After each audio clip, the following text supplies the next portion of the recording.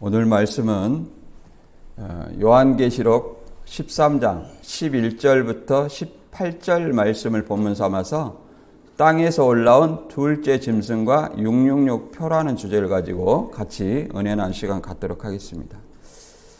요한계시록은 우리가 이제 쭉 지금까지 봐왔습니다만은 계시록 13장의 내용은 특별히 계시록 12장에 이어서 계시록 12장은 하늘의 영계의 전쟁에서 이제 그리스도의 십자가 부활로 인해서 예수님이 승리하고 미가엘과 순교한 성도들의 이김으로 말미암아 용이 하늘에서 있을 곳을 얻지 못하고 땅과 바다로 쫓겨났습니다.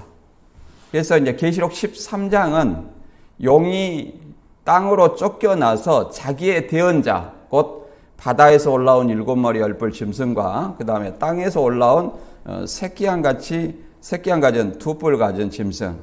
본문에서는 이제 바다에서 올라온 짐승은 이제 첫째 짐승, 이제 7머리 10뿔에 속한 첫째 짐승. 그 다음에 땅에서 올라온 새끼양 같은 2뿔 같은 짐승. 이 두 짐승으로 하여금 이제 42달 동안 핍박하고 또 용에게 경배하고 그 첫째 짐승에 경배하게 하고 그 역할을 하게 하는 이제 둘째 짐승이 있습니다. 그래서 첫째 짐승에게 경배하는 자에게 이제 666표라는 이 표를 주는 거예요. 이 표 받지 않는 사람은 누구든지 다 죽이게 하는 그 역사가 있습니다. 부자나 작은 자나 큰 자나 작은 자나 이렇게 모든 자에게 표를 주게 한다 하고 있습니다. 이 누구든지 죽이게 한다는 것은 말 그대로 순교의 역사가 있다는 거예요. 그리고 경배한다 이렇게 얘기를 했는데 경배의 대상은 오직 하나님에게만 합니다. 이 시간도 예배를 통해서 하나님에게 경배하는 거예요. 우리가 예배를 드리는 어떤 이유는 하나님의 뜻을 온전히 알기 위함입니다. 우리가 많이 들어서 알겠지만 이 성경에 하나님의 뜻이 있습니다. 마태 7장 21절에도 주여 주여 하는 자마다 다 천국에 갈 것이 아니요 다만 하늘에 계신 내 아버지의 뜻대로 행하는 자야 들어간다.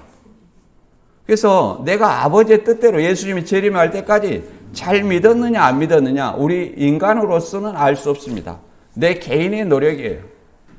그래서 진리를 찾고 구하는 자, 어떤 것이 하나님의 뜻인가 이걸 올바로 아는 것은 굉장히 중요하다 말할 수 있습니다. 저만 중요한 것이 아니라 누구든지 하나님 나라의 소망을 두고 구원과 영생의 소망을 두고 신앙하는 사람은 굉장히 중요하다 말할 수 있습니다. 특히 이제 계시록 13장의 내용은 이제 666표에 대해서 다양한 견해가 나와요.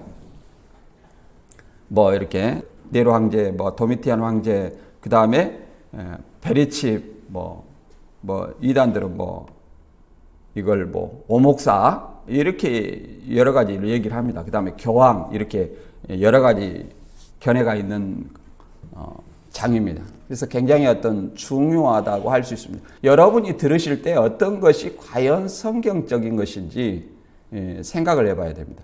우리가 예언을 기록할 때 저자의 시대 배경을 무시할 수 없다고 그랬습니다. 그리고 구약의 저자의 시대 배경과 구약의 역사를 통해서 1차적으로 얘기를 하고 그걸 통해서 장래사를 얘기를 하는 겁니다. 그래서 그 시대 배경과 구약, 그 다음에 예언의 관계를 잘 우리가 이해를 해야 됩니다. 그 시대 배경을 알지 못하고는 우리가 예언을 이해를 할 수가 없어요. 그냥 오늘날 바로 적용하면 성경을 오해할 수가 있습니다. 그 다음에 이제 첫째 짐승은 우리가 7머리 10뿔 짐승에 속한 칼에 상하였다 살아난 짐승이라고 우리가 이 앞번에 배웠고 그 짐승은 1차적으로 도미티안 황제라고 그랬습니다. 도미티안 황제를 우리가 적그리스도라고 얘기를 하는 것은 도미티안 황제가 자신을 하나님이라고 경배하게 하고 하는 거예요. 숭배하게 하는 거예요. 경배의 대상은 누구만이 경배의 대상이라고 그랬어요? 오직 하나님이에요. 사람인 자신을 하나님으로 경배하게 하는 이 자체가 뭐예요? 적 그리스도라는 겁니다.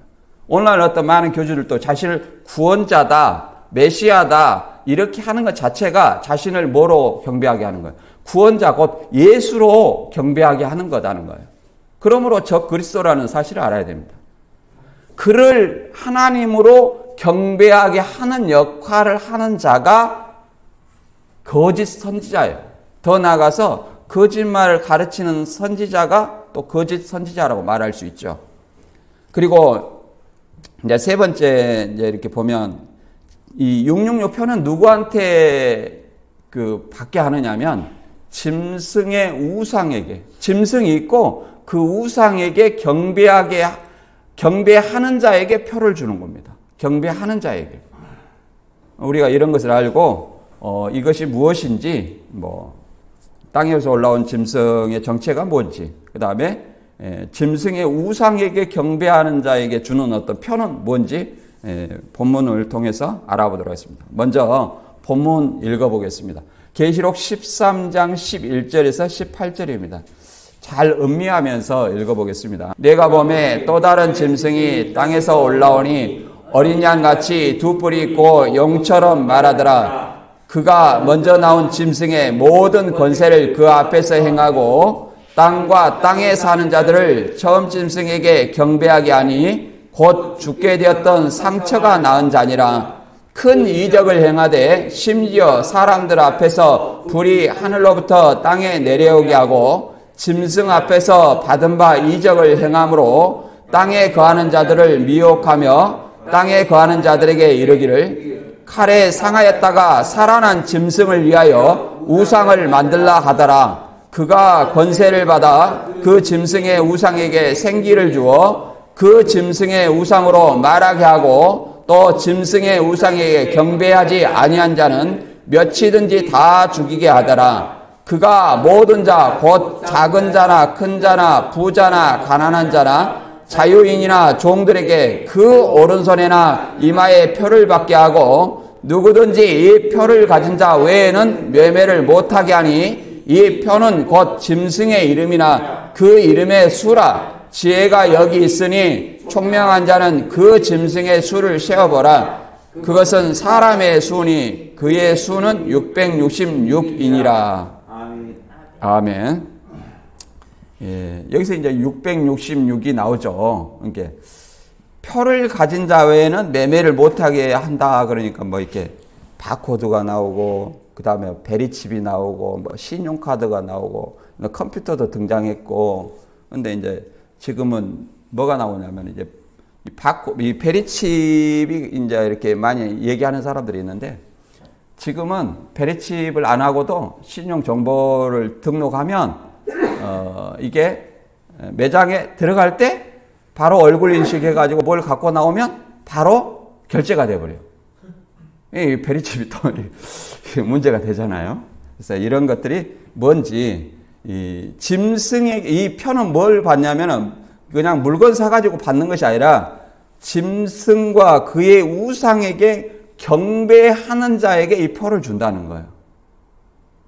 경배하는 자. 경배의 대상은 누구예요? 하나님인데 그 짐승이라는 존재를 하나님으로 섬기게 하는 거예요. 또 용에게 경배한다고 하죠. 용은 사단이죠. 이 사단을 하나님으로 섬기게 하는 그런 역할을 하는 존재를 얘기를 합니다. 그래서 우리가 계속 요한계시록 계속 이어오다가 12장부터 14장까지는 삽입장이라 했죠. 그리고 계시록 12장이 하늘에서 있어지는 전쟁이고, 하늘에서 있어지는 어떤 전쟁이 재림을, 용이 땅과 바다로 쫓겨나니까 주재림의 사건이다, 이게 아니에요. 땅과 바다로 내어 쫓겨서 이제 땅과 바다에 사는 누가 있습니까? 하나님의 계명과 예수의 믿음을 지키는 자들, 곧 성도들과 이제 싸우게 되는 거예요. 용의 대리인 첫째 짐승과, 바다에서 올라온 첫째 짐승과, 또 땅에서 올라온 이 첫째 짐승의 대리인 둘째 짐승, 새끼양 같은 두 뿔 가진 짐승, 이 짐승과 이제 성도들과 싸우게 되는 거예요. 싸우는데 첫째 짐승은 자칭 하나님이라 하는 자고, 물론 그 시대 배경에서는 도미티안 황제라 그랬죠. 도미티안 황제가 자신을 신으로 칭하는 것은 이건 적 그리스도 행위다. 누구든지 하나님이 아닌 존재를 하나님으로 만드는 것은 적 그리스도 행위예요. 그 다음에 둘째 짐승은 새끼와 같은 두 뿔 가진 짐승이라고 했는데, 이 두 뿔 가진 짐승의 역할이 뭐냐? 첫째, 칼에 상하였다 살아난 짐승에게 경배하고, 이 첫째 짐승에게 권세를 준 용에게 경배한다는 거예요. 이게 첫째 짐승에게 경배하는 것은 누구에게 경배하는 거예요? 사단에게 경배하는 거다. 사단에게. 사단을 인정하는 거죠. 하나님을 인정하는 것이 아니라 누구에게? 사단을 인정하는 것이다. 이 둘째 짐승의 역할은 뭐냐면은, 물론 그 당시에 도미티안 황제 신전에서 1년에 한 번 이상씩 이 도미티안 황제의 우상에게, 황제의 신상에게 경배하게 하는 어떤 그 역할을 하는 존재가 당시에는 제사장이었어요. 제사장인데 계시록에는 뭐라고 말하고 있냐면 거짓 선지자라고 말하고 있는 거예요. 거짓 선지자. 그러니까 거짓 선지자의 역할은 하나님이 아닌 존재를 하나님인 것처럼 경배하게 하는 거예요. 물론 오늘 그래서 적 그리스도와 거짓 선지자. 첫째 짐승은 적 그리스도. 땅에서 올라온 짐승은 거짓 선지자. 이제 오늘날의 적 그리스도는 누굽니까? 자신을 구원자라 하는 사람들이 다 뭐예요? 적 그리스도들입니다. 그래서 이 두 존재를 미혹자라고 하는데, 계시록에서는 짐승과 거짓 선지자를 미혹하는 두 존재라고 얘기를 합니다. 이게 예수님이 강림하실 때 이제 어디에요? 불못에 던지우는 거예요. 그래서 신천지는 이것을 어떻게 보느냐면, 첫째 짐승은 탕목사고, 땅에서 올라온 짐승은 오목사인데, 이 오목사를 적그리스도로 봐는 거예요. 적그리스도. 그러니까 거짓 선지자를 적그리스도 보니까 이 자체가 말이 안 맞죠. 그리고 짐승의 우상을 뭐로 보냐면, 오목사를 인정한 17명의 거짓 목사다. 이렇게 얘기를 합니다. 17명의 거짓 목사다. 그런데 이 우상은 첫 칼에 상하였다 살아난 짐승의 우상이에요. 그러니까 이 짐승이 예를 들어서 도미티안 황제가 있으면 그 황제의 형상을 본딴 신상이 있어요. 이걸 짐승의 우상이라고 얘기를 하는 겁니다. 그렇다면 칼에 상하였다 살아난 짐승이 탕목사라면 오목사의 우상이, 오목사와 인정한 사람이 아니라 탕목사의 우상이어야 돼요. 그러면 탕목사의 형상을 만든 17명이라든지 이렇게 해야 돼요. 이건 논리에 맞지 않죠. 오목사가 인정을 해야 된다는, 이것도 맞지 않고, 그 다음에 그것을 666 표받는 사건을 뭐라고 말하냐면 목사 임직식이라고 얘기를 합니다. 목사 임직식. 장막성전에서 이제 막계동 장막성전은 아니죠. 77년 12월 20일 날 20일 날 서울시로 소유권이 넘어갔으니까 문원동 장막성전에서 이제 신학 50명 중에 17명이 이제 5년 만에 76년에 들어가가지고 55년 만에 이제 목사 자격을 받았어요. 그래서 그 목사 자격을 받은 사람에게 이제 목사 임직식을 하는 겁니다. 목사 임직식은 여러분이 한번 가보세요. 이 가을 노예 때 목사 임직식 한다고 그 프랑카드 많이 붙여져 있어요. 가보세요. 그럼 누가 성도가 목사 임직식에서 아멘 합니까? 아멘 한 사람 아무도 없어요. 오로지 임직 받을 자에게. 우리가 결혼식장 가서 주례사가 누구를 대상으로 합니까? 신랑 신부에게. 마찬가지요. 이 목사 임직식은 노예 행사이기 때문에 임직받을 목사에게만 선사하게 하고 그 다음에 안수를 합니다. 그리고 안수도 목사 한 사람이 하는 거 아니라 누가 하는 거예요?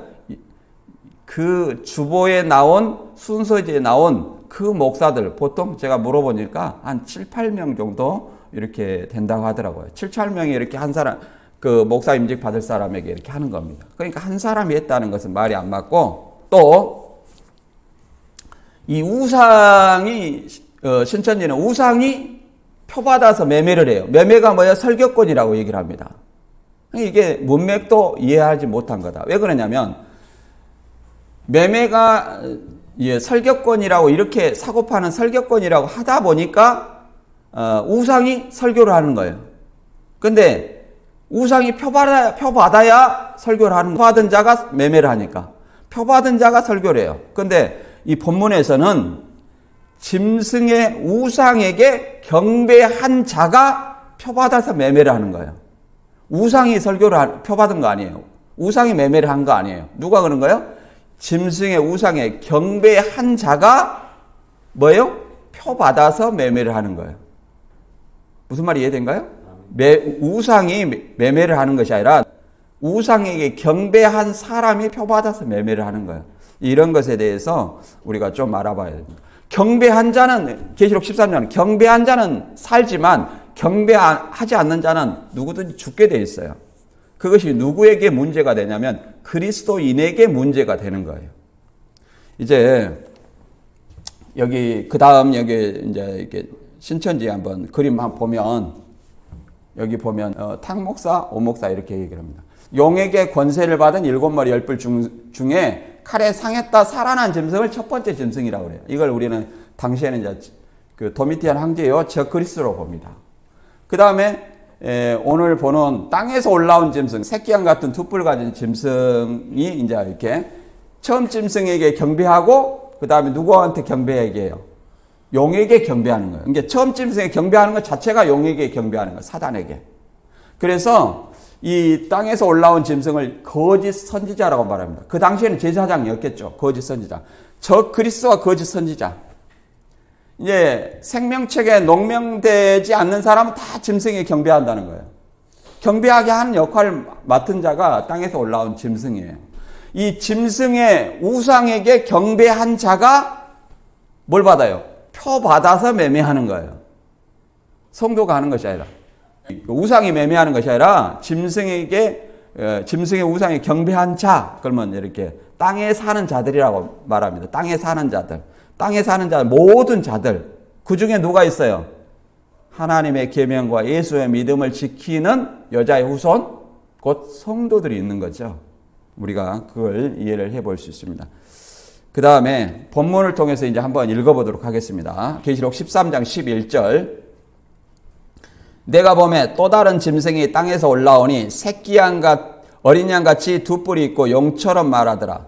그가 먼저 나온 짐승의 모든 권세를 그 앞에서 행하고 땅과 땅에 사는 자들을 처음 짐승에 경배하게 하니 곧 죽게 되었던 상처가 나은 자니라. 우리가 이거 죽게 되었던 상처가 나왔다고 하면 부활을 연상하게 하는데 이거는 도미티안 황제의 박해가 네로 때의 박해를 연상하게 할 만큼 극심한 박해였다는 거예요.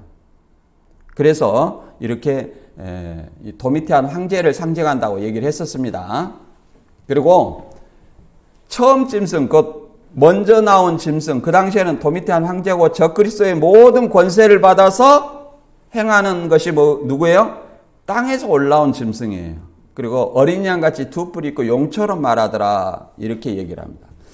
이 둘째 짐승을 이 용처럼 말하더라 하는 말은 하나님을 대적하고 회방하는 말이며 또 하나님이 아닌 사람, 황제를 경배하게 하는 이런 역할을 하기 때문에 얘기를 하는 겁니다. 용처럼 하는 말이다 얘기를 하는 겁니다.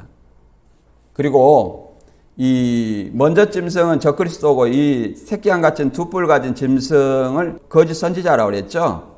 그래서 우리가 마태 24장 24절에는 뭐라고 말하냐면 거짓 그리스도들과 거짓 선지자들이 일어나 큰 표적과 기사를 보여 할 수만 있으면 택하신 자들도 미혹하리라.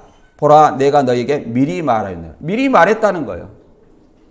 이것은 이제 계시록 이 19장 19절에 보면 뭐라고 말하고 있냐면 먼저 이게 용과 처음 짐승, 그 다음 짬짐승 이 세 존재를 계시록 얘기하고 있는데 먼저 16장 13절을 읽어보겠습니다. 계시록 16장 13절.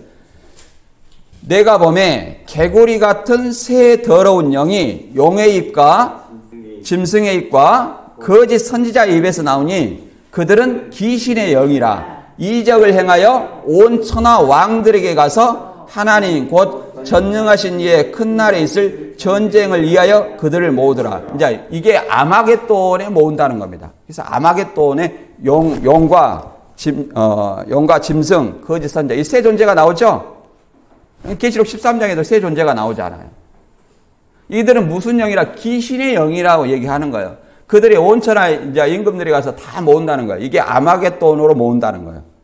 그러면 이 아마겟돈을 모아서 이제 예수님이 강림하면 백마 타고 강림해요. 강림해서 그들과 싸워서 심판하는 내용이 계시록 19장 19절에서 20절 나옵니다. 계시록 19장 19절에서 20절 읽어보겠습니다. 내가 떠보매 그 짐승과 땅의 임금들과 그의 군대들이 모여 그 말탄 자와 그의 군대와 더불어 전쟁을 일으키다가 짐승이 잡히고 그 앞에서 표적을 행하던 거짓 선지자도 함께 잡혔으니 이는 짐승의 표를 받고 그 우상에게 경배하던 자들을 표적으로 미혹하던 자라. 이 둘이 산채로 유황 불붙는 못에 던지우고. 그러니까 예수님이 백마 타고 재림하면서 이 아마겟돈 전쟁을 하시는데 누구의 패배냐면 예수님의 승리고 짐승과 거짓 선지자가 잡혔다는 거예요. 이 둘이 불못에 던졌다는 거예요. 그러니까 적그리스도들과 거짓 선지자들이 예수님이 재림하면 바로 심판받아요. 불못에 던지우는 겁니다. 이 둘을 뭐라고 말하냐면 미혹자라고 얘기합니다. 미혹하던 자라. 미혹하던 자예요. 미혹자예요. 하나님이 아닌 존재를 하나님으로 섬기게 하는 이 존재가 미혹자라고 얘기하는 겁니다. 목숨을 담보로 누구든지 경배하지 않으면 다 죽는다는 거예요. 그래서 이 초대교회 때나 지금도 또 마지막에 가까울수록 이 적그리스도들과 거짓 선지자들이 많이 일어난다는 거예요. 그런 어떤 미혹들이 많이 있어요. 예수님이 미리 말했다고 하잖아요. 마태 24장 24절에. 그러므로 우리들은 어떻게 해야 되냐? 그런 어떤 미혹에 철저히 대비해야 됩니다. 그냥 예수만 믿고 나는 구원받았다, 천국 따는 당상이다 하고 이렇게 하다 보니까 뭘 몰라요? 성경을 몰라요. 성경을 모르다 보니까 이단들이 뭘 가지고 접근해요? 성경을. 사단도 뭘 갖고 접근해요? 하나님의 말씀. 하와를 미혹한 것이 뭐였습니까? 뱀이었죠. 하나님 선악을 알게 한 나무 실과를 따먹지 말라 그랬는데 뱀은 뭐라고 그랬습니까? 하나님이 동산 모든 나무의 실과를 따먹지 말라 하더냐. 이렇게 하나님의 말씀을 왜곡해서 접근한다는 거예요. 예수님을 시험한 마귀도 뭘 가지고? 하나님의 말씀으로 예수님을 시험했다는 사실을 알아야 됩니다. 오늘날 이단들도 뭐예요? 하나님의 말씀으로 접근한다는 사실을 알아야 돼요. 내가 하나님의 뜻을 알지 못하고 전신갑주를 잊지 못한다면 그들의 미혹에 넘어가서 하나님이 아닌 존재, 사람을 구원자로 경배하게 된다는 사실을 알아야 돼요. 그것이 뭡니까? 사단을 섬기는 행위라는 사실을 우리는 알아야 됩니다. 그 다음에 이게 도미티안 황제 신전 한번 그림 봐볼까요? 도미티안 황제 신전. 이 당시 여기 도미티안 황제인데 이렇게 그리스 로마 치하에 있는 이 땅에는 뭐가 있었냐면 크게 보면 그리스 12신과 이런 어떤 다신이 있었어요. 그런 신을 섬기는 신전이 있고 그 신전에 그 신상을 만들어 놓고 그 신을 섬기고 있었고 제우스나 아데미나 헤르메스나 이런 어떤 신들을 섬겼어요. 신전에서. 그리고 플러스 뭘 섬겼어요? 이런 도미티안 황제. 그 다음에 로마의 그 일대부터 쭉 오는 그 선정을 베푼 황제를 사후에 원로원에서 신으로 이제 승격을 시킵니다. 선정을 베푼 황제를. 그러나 이 도미티안 황제는 원로원에서 세운 것이 아니라 살아있을 때, 사후가 아니라 살아있을 때 자신을 신으로 숭배하게 하는 거예요. 그러니까 원로원 어떤 권력을 약화시키고 황권을 강화시키는 어떤 행위죠. 그래서 황제 신전을 만들어 놓고 이렇게 제사장이 여기 신전의 제사장이 1년에 한 번 이상씩 황제에게 숭배하게 하는 거예요. 도미티안 황제는 주와 하나님이다 이렇게 고백하게 하는 거예요. 우리는 누구를 섬겨야 됩니까? 예수 그리스도가 주와 하나님이다 이렇게 고백해야 되는 거예요. 요한복음 20장 28절에는 도마가 그랬지 않습니까? 주와 하나님이다. 누구를? 예수가 주와 하나님이다 이렇게 고백을 했어요. 그것이 우리의 고백이 돼야 됩니다. 이게 하나님 아닌 존재, 사람을 하나님으로 섬기는 이런 것은 바로 저 그리스도를 섬기는 행위다. 사단에 숭배하는 행위다. 이렇게 우리가 이해를 하시면 되겠습니다. 그 다음에 계시록 13장 13절 이하 이제 누가 우상을 만들고 누구를 우상을 만드는지 한번 보도록 하겠습니다. 계시록 13장 13절 큰 이적을 행하되 심지어 사람들 앞에서 불이 하늘로부터 땅에 내려오게 하고 짐승 앞에서 받은 바 이적을 행함으로 땅에 거하는 자들을 미혹하여 땅에 거하는 자들에게 이르기를 칼에 상하였다 살아난 짐승을 위하여 우상을 만들라 하더라. 그가 권세를 받아 그 짐승의 우상에 생기를 주어 그 짐승의 우상으로 말하게 하고 또 짐승의 우상에게 경배하지 아니한 자는 몇이든지 다 죽이게 하더라. 봐보세요. 이 두 번째 짐승, 땅에서 올라온 새끼양 같은 두 뿔 같은 짐승의 역할이 뭐냐? 땅에 거하는 자들에게 뭘 만들려고 그래요? 칼에 상하였다가 살아난 이 첫째 짐승에 뭘 만들려고 그래요?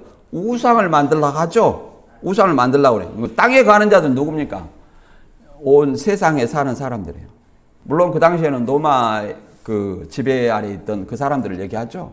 온 세상에 있는 모든 사람들에게 거기는 그리스도인들도 포함됩니다. 우상을 만들려고 하는 거예요. 우상을 만들어서 15절에 짐승의 우상에게 생기를 주어 짐승의 우상으로 말하게 하고 말하니까는 이런 육적인 우상이 말하게 하냐 이렇게 얘기를 합니다. 이게 거짓 목자다. 하박국 2장 18절에서 부어 만든 우상은 거짓 스승이요. 스승은 뭐냐? 목자다. 거짓 목자. 이런 논리를 얘기하는데 거기서 거짓 스승이라는 것은 육적인 어떤 부어 만든 문자적인 우상이에요. 그것이 우리를 아무것도 가르칠 수 없다는 거예요. 그래서 거짓 스승이라고 얘기하는 거예요. 거짓 목자를 얘기하는 건 아니라. 그래서 이 우상으로 말하게 한다는 것은 뭘 말하겠습니까? 황제의 제사장이 황제의 어떤 대언, 황제의 말을 얘기를 해서 황제를 주 하나님으로 숭배하게 하는 그런 말을 하게 하는 거예요. 그런 말을 이렇게 제사장 하겠죠? 그리고 그 짐승의 우상에게 경배하게 하는 거예요. 1년에 한 번 이상씩. 이게 1차적인 어떤 그 시대 배경 속에서 나오는 일입니다. 그래서 경배하지 아니한 자는 몇이든지 다 죽이게 하더라. 이게 장막선이 쫓겨난 그런 걸 얘기하는 것이 아니라 죽인다는 것은 순교의 역사가 있었다는 거예요.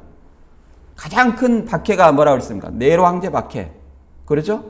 이 도미티안 황제 박해, 네로 황제는 그 지역에 국한되어 있었는데 도미티안 황제 박해는 로마 전 지역의 박해로 확대했습니다.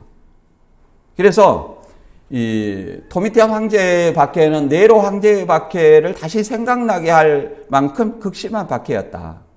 그래서 누구든지 도미티안 황제를 주와 하나님으로 고백하지 아니하고 숭배하지 않는 자는 다 죽였어요. 1차적으로 사도 요한도 도미티안 황제 숭배를 안 해서 밤모섬을 유배됐어요. 밤모섬 유배된 이유가 뭡니까? 황제 숭배를 거부해서. 그 다음에 안디바가 순교한 이유도 도미티안 황제 박해 때문에 순교를 했어요. 그 다음에 1500년경에는 누가 죽었습니까? 폴리캅, 서머나 감독의 폴리캅이 86세 때 황제 숭배를 거부해서 죽었습니다. 이 역사적 배경, 그리고 계시록에 순교자가 있어요, 없었어요? 있죠? 있습니다. 그래서 짐승과 우상에 경배하지 않는 자는 며칠은 다 죽이게 하더라. 그러면 여기서 죽는 사람은 누구겠어요? 황제를 인정하지 않는 그리스도인들이 다 죽습니다. 이걸 순교라고 얘기하는 거예요. 순교. 그래서 계시록 20장 4절에 보면 이렇게 되어 있습니다.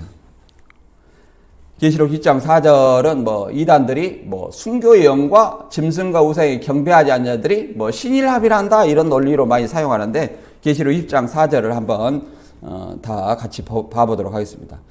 제가 세 번역으로 읽어보겠습니다. 이렇게 개역 개정은 한번 글로 읽어보세요. 내가 또 보좌들을 보니 그 위에 사람들이 앉아 있었는데 그들은 심판할 권세를 받은 사람들이었습니다. 한 존재가 있죠. 또 나는 예수의 증언과 하나님의 말씀 때문에 먹이 베인 사람들의 영혼을 보았습니다. 영혼, 이제 먹 베인 영혼들이 있죠. 네. 그들은 이렇게 나옵니다. 그들은 그 짐승이나 그 짐승의 우상에게 절하지 않고 그들의 이마와 손에 그 짐승의 표를 받지 않는 사람들입니다.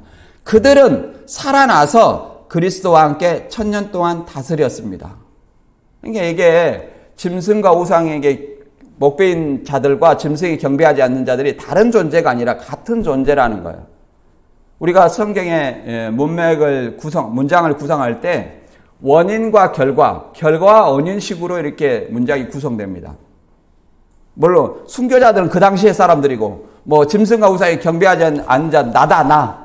짐승은 거짓 목자고 우상도 거짓 목자니까 거짓 목자에 경배하지 않는 자는 누구냐? 신천지다. 이런 논리가 아니에요. 동일한 존재다. 순교했어요. 뭐 때문에? 하나님의 말씀과 예수의 증거 때문에 복음을 인해서 순교했어요. 결과죠. 그러면 무엇 때문에 죽었느냐 이 말이에요. 무엇 때문에? 짐승과 우상에게 경배하지 않아서 그의 표를 받지 않았기 때문에 죽었다는 거예요. 죽었기 때문에 뭐예요? 다시 살아서 그러니까 나다 나 이게 아니에요. 그 시대 배경 속에서 다시 살아나서예요. 죽었기 때문에 살아서 이렇게 하니까 나다 이렇게 얘기를 하는데 죽은 자가 살아서예요. 다시 말하면 다시 살아나서 이게 부활이죠. 다시 살아나서 1000년 동안 그리스도와 함께 왕노릇 했다 이렇게 말합니다. 통치를 했다 이렇게 말합니다. 이걸 첫째 부활이라 하는 거예요. 첫째 부활. 이 첫째 부활은 언제 있습니까? 역사적 전천년설견해로 예수님이 재림할 때 첫째 부활입니다. 물론 무천년설견해는 예수 믿음으로 첫째 부활을 했다고 믿습니다. 그러나 저는 역사적 전천년설견해를 취해서 그렇게 말합니다. 육신을 중요시 생각하는 사람들도 있죠. 예를 들어서 이 순교 역사하면 우리나라도 일제 신사참배가 있습니다. 하나님이 아닌 일제 천황을 숭배한다 이렇게 이것도 마찬가지예요. 이것도 물론 이단들은 너 장로교는 신사참배 했지 않느냐 이렇게 비난을 합니다. 그리고 신사참배 아는 쪽은 고신 측이에요. 고신 측. 주기철 목사나 손양원 목사 이런 분들이 신앙을 했잖아요. 나도 그 자리에 있었으면 순교했을지 안 했을지 장담을 못 하는 거예요. 그리고 조상들이 그렇게 했으면 조상의 잘못된 것을 마땅히 인정하고 회개합니다. 그러잖아요. 회개해요. 그러나 조상의 죄가 오늘 예수 그리스도 이후로는 조상의 죄가 후손에게 전가되지 않아요. 자기의 죄는 자기가 담당한다고 그랬어요. 예레미야 31장 28절 29절 이하에서 자기가 지은 죄는 자기가 각자 담당하는 거예요. 후손에게 계속 전가가 되지 않아요. 그럼 왜 조상을 물고 늘어진 사람 누구냐? 마태 23장에 보면 서기관 바리새인들한테 얘기했습니다. 너희가 너희 조상의 양을 채우라.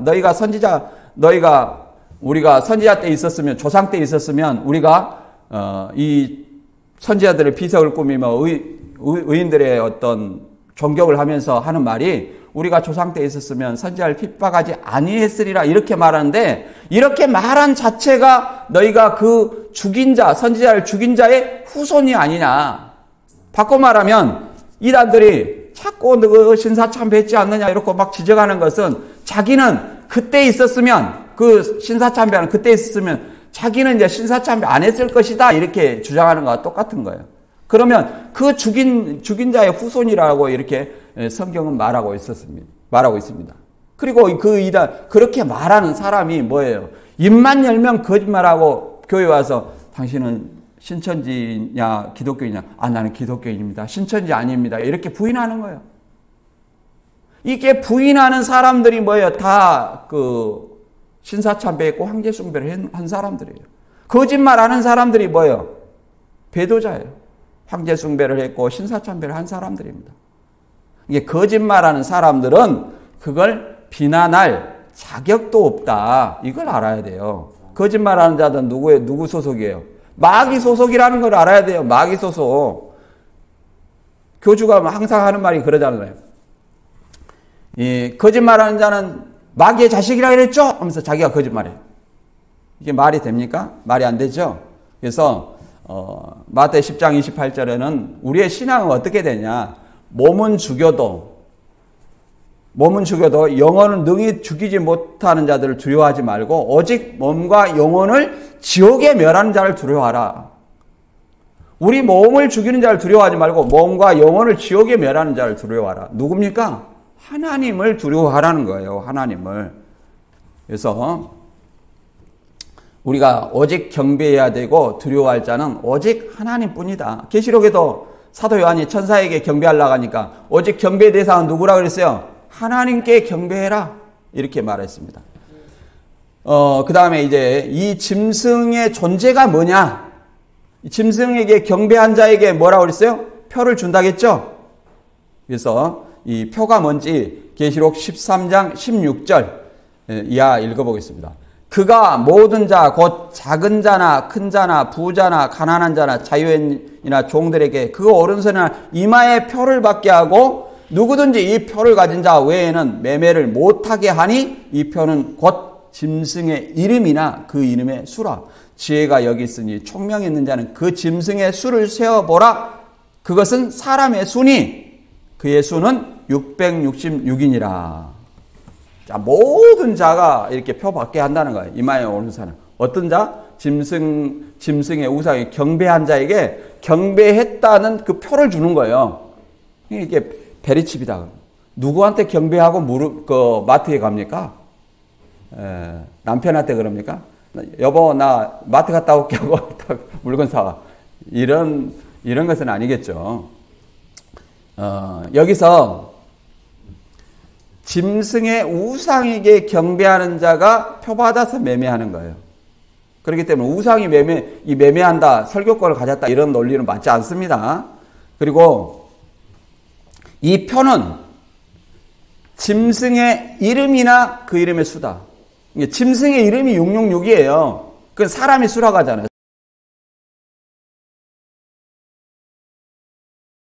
이 사람의 수라는 것은 뭐 이렇게 오목사 이름이 666 해봤자 나오지도 않습니다. 그래서 이걸 가지고 뭐 솔로몬의 세입금의 중수가 666이니까 이거 솔로몬하고 같은 존재다. 이렇게 해갖고 솔로몬 얘기하는데 문맥을 봐야 돼요. 문맥을.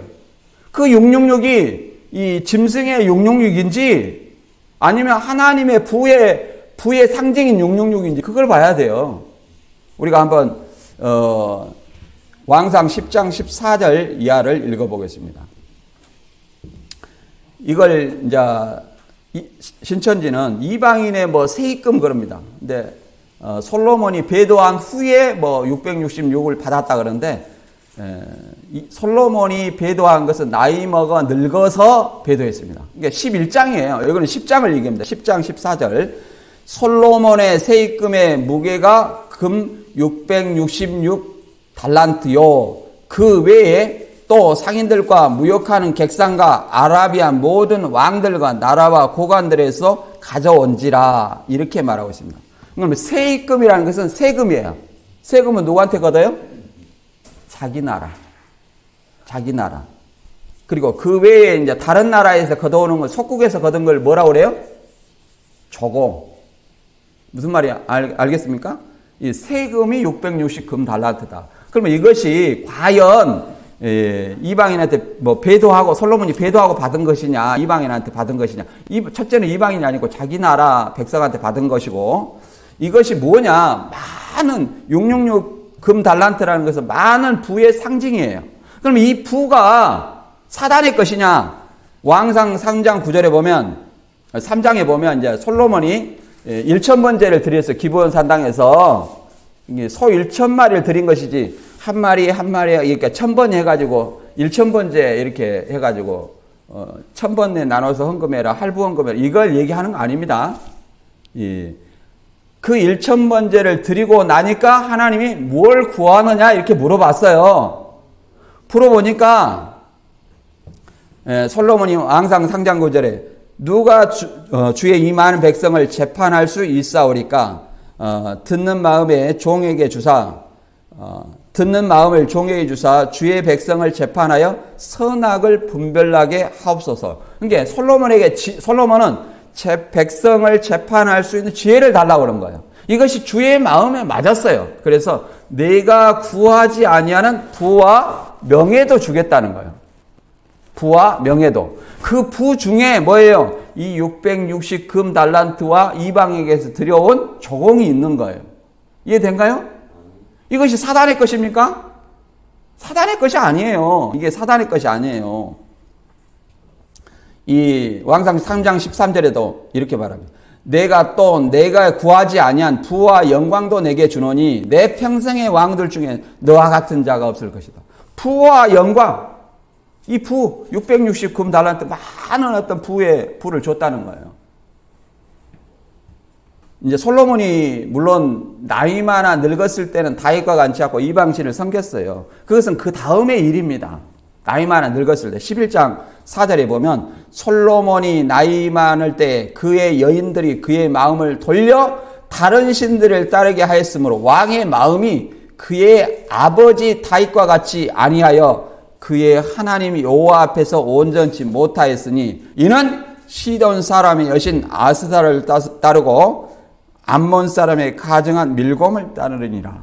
그 이방 여인 이제 젊을 때는 이제 부와 영광을 누렸어요. 지혜와 부와 영광을 누렸어요. 하나님의 축복입니다. 그러나 이제 나이 많아 늙었을 때 이방신을 섬기는 그 여인들, 왕비들이죠. 이 왕비들이 이 솔로몬의 마음을 돌이켜서 이방신을 쫓게 했다는 거예요. 이건 11장의 내용입니다. 이걸 가지고 솔로몬, 이 땅에서 올라온 새끼양 같은 두 뿔 짐승은 솔로몬과 같은 자다. 솔로몬이 666 받았으니까 이 솔로몬이 적그리스도다. 이런 논리를 펴는 것 자체가 논리에 맞지 않다. 왜? 계시록 13장은 뭐예요?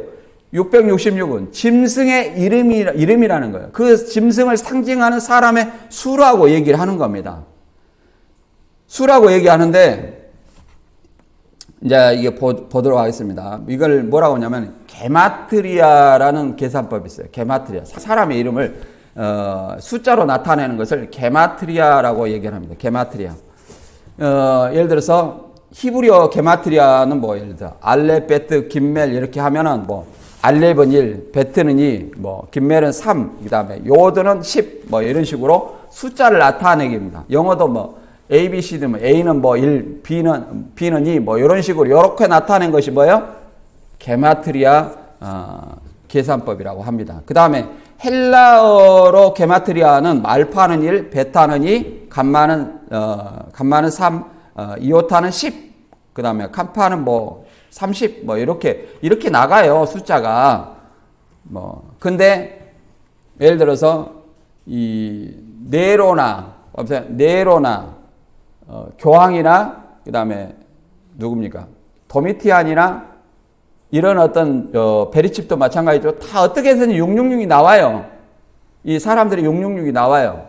예를 들어서 교황 같은 경우는 비카리스 휠리데이라고 했고 하나님의 대리자. 이게 안상 하나님 교회에서도 이걸 666이 나온다고 666이라고 해요.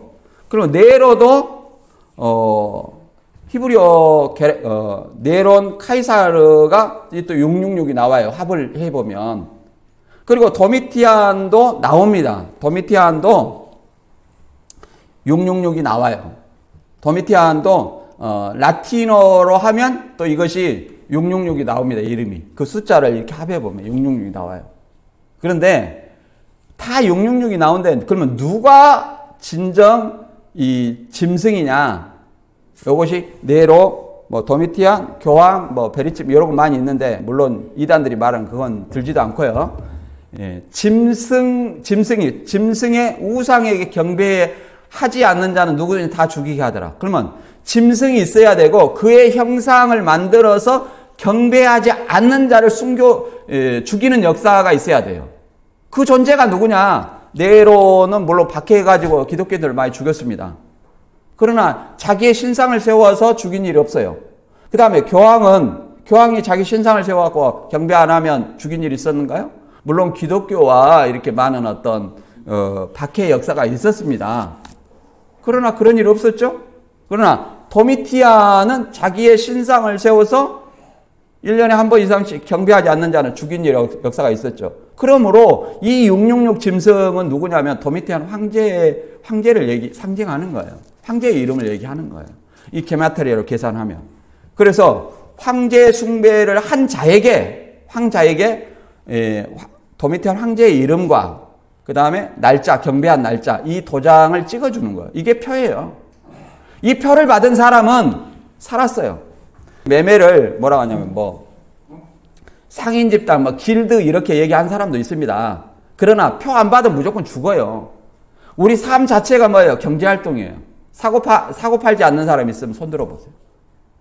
다 마트 가서 뭐 사고 또 내가 뭐 있으면 팔고 이렇게 하는 겁니다. 삶 자체가 뭐예요?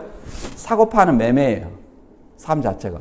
그래서 이 도미티안 황제의 숭배에 한 사람들은 다 살았고 황제 숭배하지 않는 거부한 사람들은 반모섬에 유배된 사도 요한이나 또 안디바처럼 또 폴리캅처럼 다 순교의 길을 걸어갔다는 거예요. 또 빌라델비아 그 성도처럼 순교의 길을 걸어갔다는 사실을 알아야 됩니다. 그래서 계시록에 순교자가 나오는 거예요. 1차적으로. 그래서 이 누가 표를 받는지 다시 한번 계시록 14장 11절과 12절에 읽어보겠습니다. 계시록 14장 11절과 12절. 짐승과 그의 우상에게 경배하고 그 이름의 표를 받는 자는 누구든지 밤낮 쉼을 얻지 못하리라 하더라. 성도들의 인내가 여기 있나니 그들은 하나님의 계명과 예수에 대한 믿음을 지키는 자니라. 짐승과 그의 우상에 경배해야, 짐승이 있고 짐승의 우상에 경배해야 돼요. 짐승의 신상에 경배해야 돼요. 그럼 이 짐승의 존재가 누구냐? 여기에 맞는 것은 사도 요한 그 시대 배경과 도미티안 황제가 81년부터 96년까지 치리를 했어요. 사도 요한은 계시록을 언제 썼습니까? 95년에 기록했습니다. 그러니까 도미티안 황제 시대와 계시록은 정확히 일치를 해요. 이 내용상에도. 그러므로 말미암아 이 성도들의 인내가 여기 있다는 것은 그 황제 숭배하는 데 있어서 하나님의 계명과 예수 믿음을 지키는 자만이 황제 숭배를 안 하고 뭐예요? 자기 순교의 길로 걸어갔다는 사실을 우리는 알아야 됩니다. 그리고 오늘날에는 어떤 거겠어요? 순교하려고 해도 순교할 수가 없어. 그렇죠? 그럼 어떻게 해야 됩니까? 미혹당하지 않는 거예요. 미혹당하지 않는 거. 자, 그래서 우리의 싸움은 육적인 것이 아니라 영적인 것이라는 걸 우리가 생각해 볼 수 있습니다. 고린도후서 10장 4절부터 읽어보면 우리의 싸우는 무기는 육신에 속한 것이 아니요 오직 어떤 견고한 진도 무너뜨리는 하나님의 능력이라 모든 이론을 무너뜨리며 하나님 아는 것을 대적하여 높아진 것을 다 무너뜨리고 모든 생각을 사로잡아 그리스도의 복종케 하니 너희 복종이 온전하게 될 때에 모든 복종치 않은 것을 버려하려고 준비하는 중에 있느라. 그러니까 모든 잘못된 이론을 파는 거예요. 우리의 싸우는 전쟁은 육신에 속한 것이 아니에요. 뭐 영화도 아마겟돈 전쟁 많이 나오는데 이제 그 계시록 19장에 나옵니다. 예수님이 재림함으로 이제 아마겟돈으로 모은 사단의 용, 짐승, 거짓 선자, 이 무리의 그 말을 듣고 모인 불신자들 다 심판받게 돼요. 어디 불못에 던지우는 거예요. 이단들은 예수님 재림하면 용만 잡고 왜 아직 84년 3월 14일에 용 잡았다는데 용이 오목사예요. 왜 거짓 목사들이 이렇게 많이 있냐 그러니까 쫄병들이 나왔다. 예수님 재림하면 쫄병이 없어요. 적그리스도들과 거짓 선지자 불못에 들어가고 불신자들 다 거짓 불못에 들어가고 또 뭐예요? 복음을 순종치 아니한 자들도 다 뭐예요? 어디에 들어가요? 불못에 들어간다는 사실을 알아야 됩니다. 그래서 예수님이 오시면 심판과 구원, 영생과 영벌 이렇게 갈라져요. 그것이 눈 깜빡할 사이에 순식간에 이루어지는 사건이라는 알아야 돼요. 근데 뭐 예수님이 재림했다고 홍보하고 이런 것은 전혀 성경적이 아닙니다. 그래서 하나님 잘못하는 것을 대적하고 모든 잘못된 일을 이론을 파고 누구에게? 온전히 그리스도에게 복종하게 하는 이 역사만이 우리의 사명입니다. 오늘 말씀 다시 한번 정리하면 계시록 물론 1차적으로 도미티안 황제 시대 배경과 구약 예언을 통해서 구약의 역사를 통해서 이 계시록을 기록을 했습니다. 그래서 이 도미티안 황제 시대 배경을 알지 못하면 예언을 알 수 없는 거예요. 이 일곱 머리에 속한 첫째 짐승은 누구라 했어요? 도미티안 황제고 적그리스도라고 했습니다. 땅에서 올라온 짐승은 그 당시에는 제사장이지만 누구예요? 거짓 선지자라고 그랬습니다. 이것이 오늘날에는 그 당시에도 많이 있었어요. 적그리스도들과 많이 거짓 선지자들이 이미 세상에 나왔다 그럽니다. 요한일서 4장 1절 이하에 보면. 그리고 마지막 때에 적그리스도가 등장했다고 하는데 마지막 때 예수님이 재림할 때가 가까울수록 이 적그리스도들과 거짓 선지자들의 미혹이 많다는 것을 알아야 돼요. 우리나라에도 많은 어떤 교주들이 많이 있습니다. 갈수록 잘못된 성경을 가르치는 사람들이 많이 있습니다. 그러면 왜 예수님을 나는 잘 믿고 있는데 또 교회 안에 이런 사람들이 있는가? 이렇게 생각할 필요 없어요. 그것이 하나님의 역사라는 것을 알아야 됩니다. 그 중에서 나는 어떻게 믿을 것인가? 이게 중요한 거예요. 이 교회 안에도 넘어지게 하는 자, 불법을 행하는 자들이 있다는 겁니다. 복음을 순종치 않은 자들이 있다는 거예요. 그 중에서 나는 어떻게 행해야 될 것인가? 이게 중요한 거예요. 저와 여러분은 주님 오실 때까지 다 하나님의 전신갑주 입어서 절대 미혹 당하지 않고 또 미혹에 당하는 그들을 주님의 복음 앞으로 이끌 수 있는 저와 여러분이 되시길 주님의 이름으로 축원합니다.